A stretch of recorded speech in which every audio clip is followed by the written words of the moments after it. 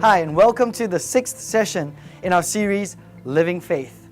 You know, over the last 5 sessions, we have been looking in depth at what discipleship looks like. But not the kind of dead discipleship, not discipleship that's program-oriented or set around a whole bunch of rules. But instead, we're trying to explain the kind of discipleship that Jesus had when He discipled His first followers, when He set up the church, what was always in view when we accepted Christ as Christians. The kind of discipleship that is alive, one that we live out. Now, if you remember, we have been going through our FAITH triangle, and we said if we're going through, as all Christians do, living this life of our faith in discipleship, we're first holy and set apart, which means it's not something that we do. God has made us. He's taken us out of this world. In a sense, we've been born again into a new life. Now, once we've been born again, this new world is unlike the world that we live in. And so there's a new pattern for how that works. And so we looked at being teachable in that new world. As we enter into discipleship, we're talking about how do we understand, live, know, breathe in God's world. After that, we ran through and we looked at intimate relationally. And we said, this new world, this discipleship that we've been saved towards, it's not clinical.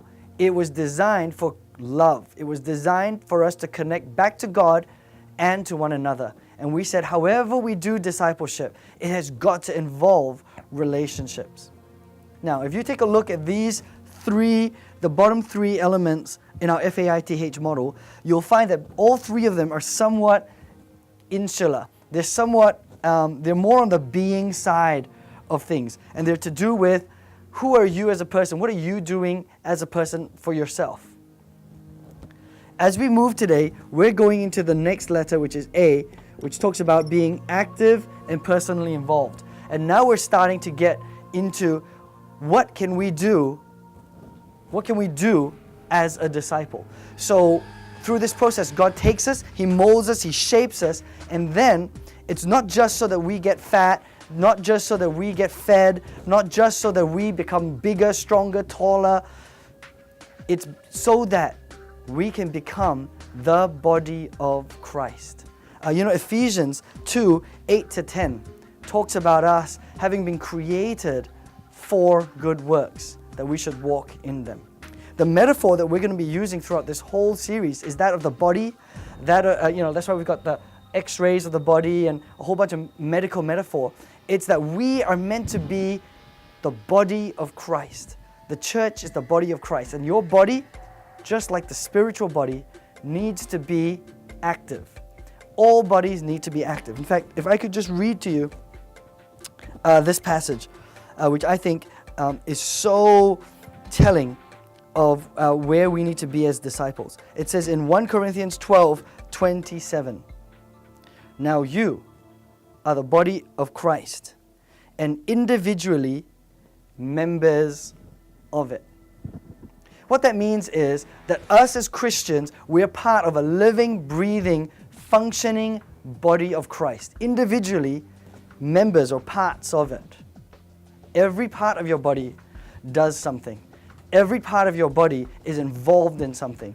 Every part of your body is connected. If we're going to be disciples, then we have to understand that we were not created just so that our own lives could be happier, healthier, stronger, bigger, faster, taller. We're created so that we could be one part, one member of what the whole body of Christ was meant to do. Now, ultimately, at our next session, we're going to go into us being faithful to the mission.